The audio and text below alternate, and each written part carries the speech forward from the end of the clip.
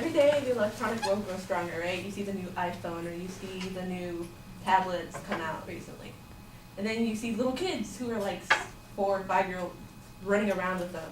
You're like, how could their parents let them play with such an amount of money that you can't even afford? You think about it, and there's been a recent study in which there's children as young as 4 that have addictions to iPhones, iPads, tablets, smartphones, all those little games that they have in them that relate to those of an alcoholic or even a heroin addict, depending on how long they've been using it.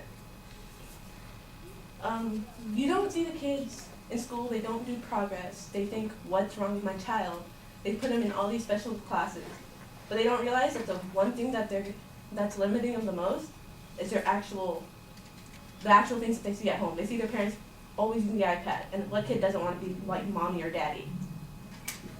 The next thing you would think about is that what happens when they get older, like when they're our age and things like that. I'm pretty sure every single one of you has your phone somewhere near you, whether it's in your back pocket, front pocket, under your desk, or you're even using it at the moment right now.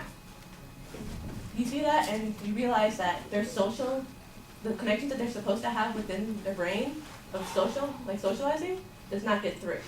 You think that, oh, I need to tweet it other than call a person and tell them about it. And then once you get older, once you're an adult, you realize, why do I need all these things? Like, you give them to your kids just because you had them, but you realize that you don't see it as functional as what people intended to be. They intended the iPad for students, but you see little 3-year-olds running around with it, or you see an elderly person who's sitting there trying to read their newspaper. Because after technology has grown so much, we don't really have books, we don't have newspapers, we don't even have actual radio talk shows anymore. One of my examples is a quote that I got from Frank Lloyd Wright. It says, if it keeps up, this technology bound, man will trophy all his limbs but the push button finger, which is pretty much your index finger or your thumb. Whether it be either or both, those two things are going to be what's left. If we continue this habit of giving our children at such young ages the idea of technology is what's needed. The Telegraph, which is a newspaper in the United Kingdom, they went to a whole study they studied a 4-year-old. She was a typical 4-year-old, but the idea was that she was brought up since birth that electronics were needed.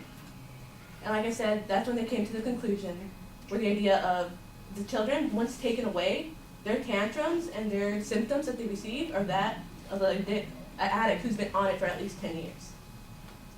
Then you would go into the idea that we kind of see it coming through 1984, where Orwell kind of informed us like, hey, if we keep going to technology overall is going to overpower us and give other people who know this the encouragement they need to create a form of democracy, as they would say.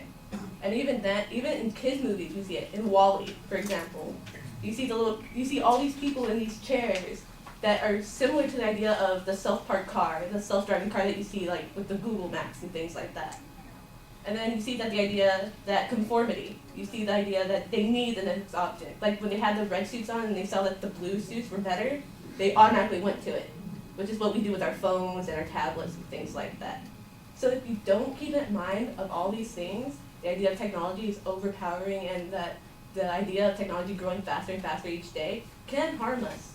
It can put us in a crippling state like we see in all those WALL-E and in George Orwell, and now even in the 4-year-old that they're doing research on today.